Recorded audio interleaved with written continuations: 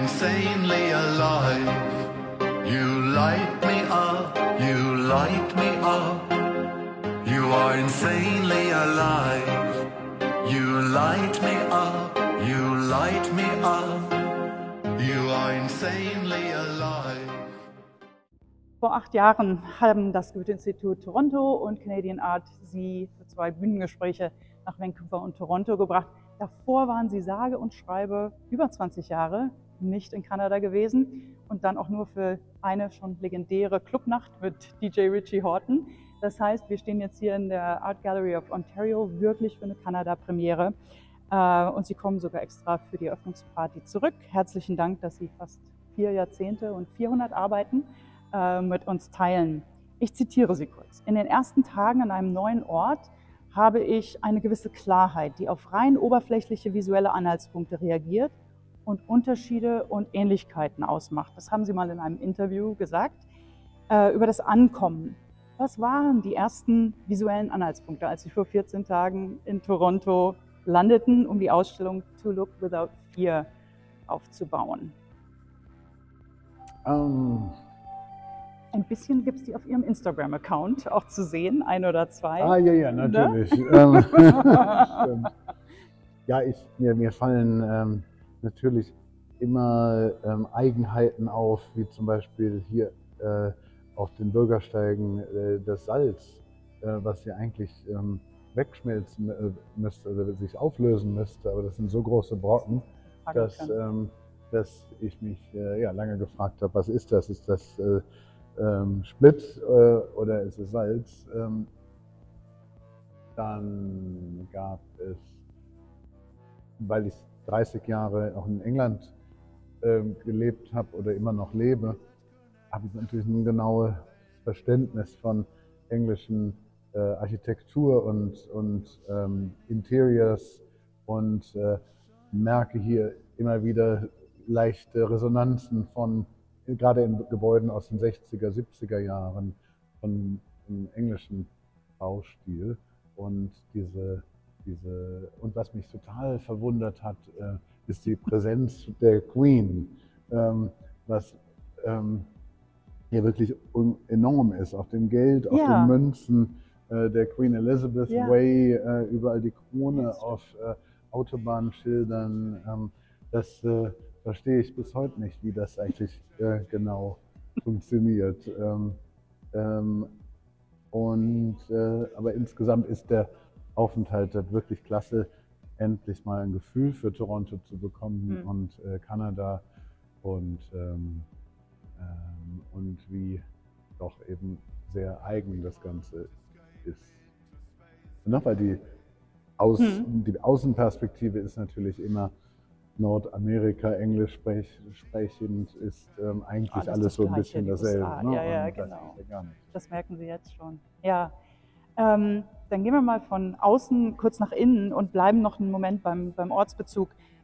Sie haben die Arbeiten hier selbst mit Ihrem Team installiert. Auf den ersten Blick mag das für einen Besucher so aussehen mit Clips und kleinen Nägelchen oder Tape, dass die mal eben so an die Wand gegangen sind. Aber Sie machen ganz detaillierte Modelle in Ihrem Studio vorher, wo Sie auch schon raumspezifische Anordnungen schaffen. Können Sie uns aber vielleicht an einem Beispiel einen Installationsmoment geben, hier im 5. Stock der AGO? Was passiert da, wenn Sie dann wirklich auf einen Innenraum treffen? Sie haben gesagt, für Sie ist die Wand die Arbeit und dann ist da zum Beispiel da hinten eine Wand frei. Was denn da passiert? Ja, die Weise, wie ich meine Bilder auf den Wänden platziere, variiert tatsächlich ganz stark von traditionellen linearen Arrangements zu diesen vielteiligen Installationen, die von Boden bis hier bis unter fast 7 Meter Decke gehen. Dabei fallen diese Installationen natürlich stärker auf, weil die ungewöhnlich sind und verdecken damit aber manchmal den Blick darauf, dass ich natürlich sehr wohl auch Einzelbildern viel Platz gebe. Zum Beispiel das Porträt von der Schauspielerin Irm Irm Hermann. Hermann dort drüben. Da ist wirklich jede Menge Platz drumherum. Und in dem Raum 5 hier in der Ausstellung, da ist einerseits vielleicht das größte Bild der Ausstellung, 6 Meter breit, Ostgut Freischwimmer links. Und dann wiederum diese in Plexiglas Kästen gerahmten skulpturalen Fotoobjekte mit dem Namen Leiter, wo wirklich das nochmal akzentuiert wird, dass Fotografien immer auch Objekte sind, die in den Raum gehen. Auch Die sind geknickt und gewölbt ein bisschen, ja. ne? Mhm. Und das waren nun schon 2 ganz starke Ausdrücke, dieses malerische, expressive Freischwimmerbild und diese geformten skulpturalen Blätter, also beides ganz starke Objekte. Und dann hatte ich ein drittes Objekt auf der Wand und das war einfach eines zu viel. Und dann habe ich daran die ganzen Tage lang immer wieder überlegt, was könnte das sein, könnte man noch was hinzufügen. Und irgendwann war klar, nee, eigentlich das Freilassen ist einfach der richtige Moment, die richtige Ansage auch, die Erinnerung, dass auch immer das Reduzieren eine Möglichkeit ist und das immer wieder erfrischen, auch die Wand als eben diese aktive Fläche wahrzunehmen. Weil für mich ist nicht die Fläche zwischen den Bildern einfach tot, sondern das ist alles Teil einer Leinwand. Ja. Ich habe immer, das bestätigt so ein bisschen meinen Eindruck, ich denke manchmal bei Ihren Arbeiten und auch bei Ihren großen Ausstellungen an Sonett, ja, wo es eine Formstrenge und einen Rahmen gibt und eine ganz klare lineare Choreografie und da drin wird dann gespielt. Und da kann man dann, und da experimentieren Sie dann ja auch. Oder entscheiden sich nochmal anders im Raum scheinbar, trotz der Modelle. Ja. Ne? Also das ist die Sache. Also ohne Planung geht das nicht, auf so einer Fläche in 14 Tagen alles komplett neu zu erfinden. Ja. Und insofern wandern immer Aspekte mit von vorherigen Ausstellungen, Installationen, die funktioniert haben, die werden dann archiviert und werden auch wieder aufführbar. Und andere Situationen sind noch unklar bis kurz vor der Eröffnung. Ja. Und wer genau hinguckt, sieht, dass sie auch so ein bisschen mit dem Frank Gehry-Gebäude und dem Anbau hier spielen. Das heißt, man muss kommen und es tatsächlich erleben, ja, wie Sie auch. Und auch mal hochgucken. Und hochgucken. Es ist unter einem, was ist das auf Deutsch, Deckenlicht, Skylight, ne? Ja. Die Architektur, also Frank Gehry ist immer eigentlich laut. Die Gebäude von ihm sind laut und gerade in Museen will man als Künstler eigentlich nicht, dass das Gebäude mit der Kunst konkurriert und ständig Aufmerksamkeit auf sich zieht. Und diese Räume sind eigentlich für Gehry sehr reduziert. Zurückhaltend. Ja. Und, im Gegensatz zum Treppenhaus. Aber diese enormen Skylights, die eigentlich wenig Funktion haben. Und irgendwie dachte ich, das ist hier so extrem, diese Höhe, warum versuchen wir nicht den Sprung noch von 7 Metern noch auf 10 Meter zu machen. Ja. Und dieses Bild Macao Bridge von 1993, das ist farblich praktisch monochrom, so gräulich, grünlich, grau und funktioniert deshalb auch in diesem leicht grünlich matten Licht und man hat nicht das Gefühl, dass einem da was weggenommen wird. Das ist eine Brücke im Bau, im Wasser und jetzt fast so ein bisschen wie Stairway to Heaven, weil man dann ja auch rauskommt. Ne? Ja, ein schönes Bild. So. Ja, wir sind schon beim Sehen. Ja. Ich zitiere Sie nochmal schnell. Ich sehe meine Installationen als eine Reflexion der Art und Weise, wie ich sehe, wie ich meine Umgebung wahrnehme und wahrnehmen möchte. Und nun heißt diese Ausstellung To Look Without Fear, also schauen oder sehen, wird Sie da einen Unterschied sehen im Deutschen, schauen oder sehen ohne Angst. Wie verhält sich denn der Titel zu Ihrem fotografischen Sehen und vielleicht auch Ihrer Wahrnehmung der Welt? Das ist eine Ermutigung, dass an mich selbst und an das Publikum die Augen als freies Werkzeug zu nutzen und in die Welt zu schauen, ohne Angst davor, klar hinzuschauen. Und das ist aber auch eine Hoffnung, das immer tun zu können, denn es ist auch eine privilegierte Position, schauen zu können ohne Furcht. Deshalb zum Beispiel auch die Forderung, die in dem Titel steckt, dass Journalisten zum Beispiel auch schauen können auf die Dinge und berichten können und dass wir überhaupt sprechen können über die Dinge, die uns nicht gefallen oder Missstände oder andere Dinge in Licht drauf scheinen lassen können, in der Hoffnung, dass es politische und wirtschaftliche Umstände gibt, in denen ich das weiterhin tun kann. Und es ist die Einladung eben auch zu spielen, keine Angst davor zu haben, mit dem Auge, mit dem Blick zu spielen und tatsächlich, also wörtlich Perspektivwechsel einzunehmen und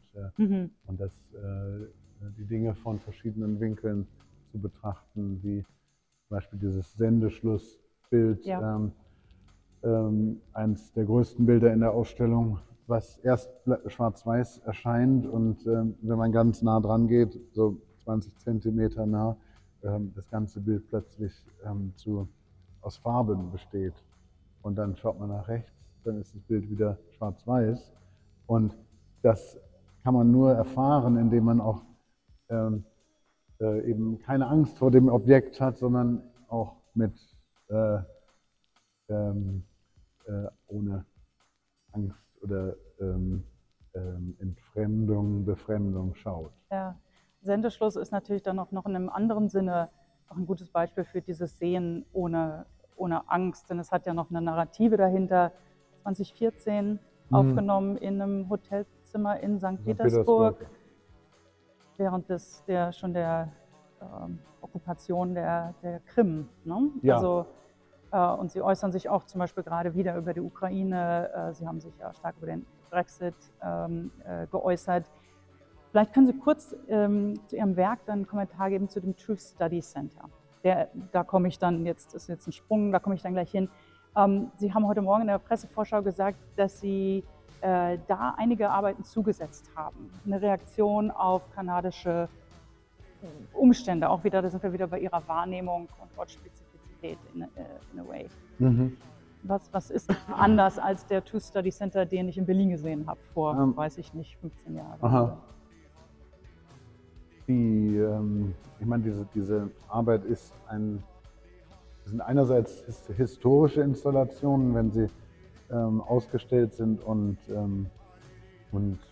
dann auch gesammelt werden oder bewahrt werden, sind es Zeitkapseln wie die 2007, 2008 im Hamburger Bahnhof gezeigt wurde, die auch in der Sammlung dort ist und dann bei einer Neuausstellung in dieser Zeit bleibt und natürlich einen ganz interessanten Blick auf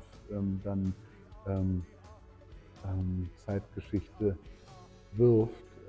Und es ist aber gleichzeitig ein fortlaufendes Projekt, was ich hier in New York und Toronto mit 12 oder 10 neuen Tischen erweitert habe, kombiniert mit Tischen von 2006 aus der letzten amerikanischen Museumstournee. als noch niemand daran dachte, dass das Wort Truth mal zentraler Gegenstand der politischen Diskussion werden sollte. Und so umstritten wird. Und das bringt mich noch zu einer anderen, ganz aktuellen Frage. Was tun mit der Welt? Das ist die Frage, die Ihnen das Haus der Kulturen der Welt, Ihnen und ich glaube einem Dutzend anderer Künstlerinnen gerade gestellt hat. Und die haben Sie topografisch und fotografisch, ich habe es nicht live gesehen, ich habe es nur mediiert gesehen. Was ist denn da aktuell ein Antwortversuch von Wolfgang Tillmans? Was tun mit der Welt? Wie sieht denn dann die neue Welt aus? Vielleicht gibt es ja eine neue Gruppe von Ihnen, die neue Welt. Was haben Sie da, wie haben Sie da reagiert? Ich habe die Textantworten dieser beteiligten Autoren in Schrift und Bild umgesetzt und Plakate daraus gemacht. Billboards. Habe ich das richtig gesehen? Ja. So, ja. Und insofern musste ich mich nicht selber wörtlich äußern zu der Frage. Aber ehrlich gesagt, ja, es ist jeder Einzelne gefragt in diesem Moment, das daran festzuhalten, was einem wertvoll ist und nicht zu glauben, dass es alles so gegeben ist und für immer unkaputtbar ist. Ne? So hatte ich die EU benannt zur Zeit vor dem Brexit-Austritt von Großbritannien, ne? Dass die Leute dachten, dass die kann man nicht kaputt machen, das ist so stark, Brüssel und dann sehen wir jetzt, wie die demokratischen Institutionen in vielen Ländern der Welt frontal angegriffen werden und sehr wohl zerstört werden können. Und was einmal weg ist, das ist nicht morgen wieder da. Ja. Und deshalb müssen wir einfach wahnsinnig aufpassen, dass Erosionen der Demokratie und der Instanzen, so wie sie in Nachbarländern wie Polen und Ungarn passieren, die immer den Weg zu mehr autoritären Regieren in sich haben, dass wir halt als gebrannte Kinder in Deutschland da sehr, sehr, sehr genau aufpassen, dass wir da keine Rückkehr hin haben und Europa, wir da unsere Rolle auch sehen, das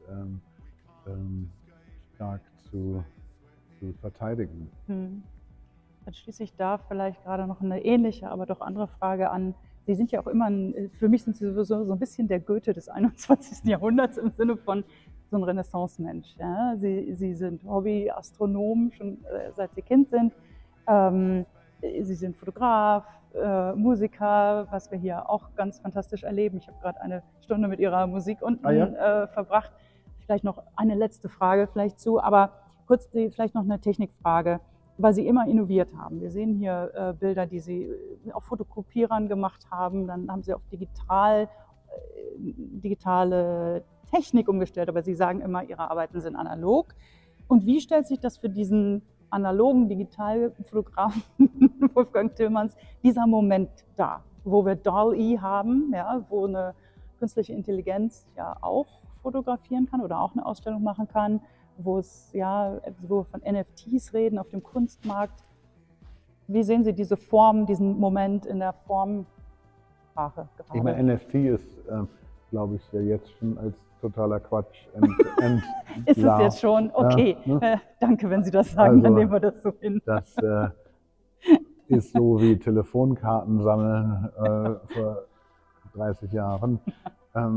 Das war auch absehbar, dass die nicht 10.000 Euro wert bleiben.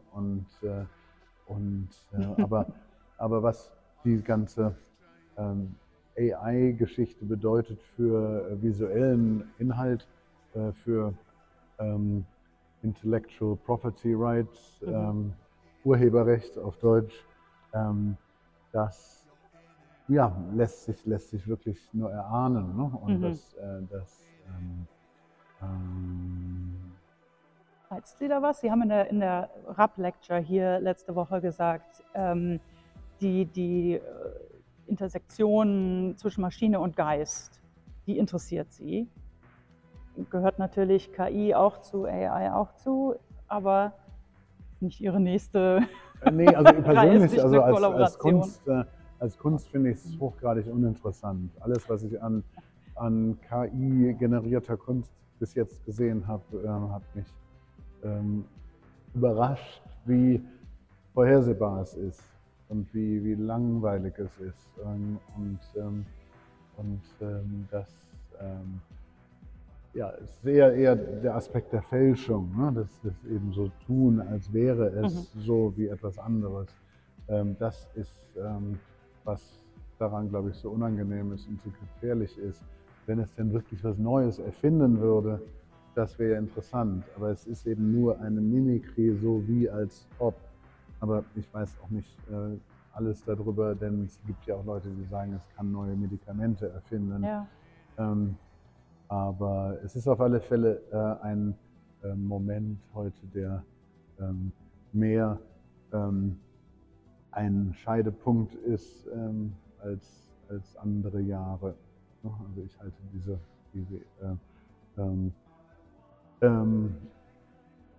Russlands Angriff auf die westliche Werteordnung in Europa, einfach, dass sie einem freien Volk nicht erlauben, frei zu wählen, wie sie leben wollen. Das hat es halt so in Europa seit 70 Jahren nicht gegeben. Und diese Weise, in der KI alles Mögliche unter unseren Füßen vielleicht weich werden lässt, also ja, ist zumindest ein sehr spezieller Moment. Ist noch genug Futter für den Truth Study Center. Ja. Und, genau. Wir können diese Ausstellung hier noch 6 Monate lang sehen. Ich werde ganz häufig wiederkommen. To Look Without Fear, werden wir sie auch irgendwann irgendwo zwischen Remscheid und Berlin sehen können? Die Ausstellung kommt nicht nach Europa. Gar nicht nach Europa, ne? Die geht nach San Francisco und in New York bin ich im September nochmal bei David Zwirner und aber in Europa geht es auch dann wieder weiter. Geht es dann auch mal wieder weiter und dann kommen Sie hoffentlich schneller nach Kanada als 20 Jahre warten oder 8 Jahre warten. Unbedingt. It's a deal, genau. Herzlichen Dank, Wolfgang Tiermans, für diese tolle Show und Ihre Großzügigkeit. Danke. Schöne Grüße auch ans Goethe-Institut. Danke Ihnen. Thanks for your patience.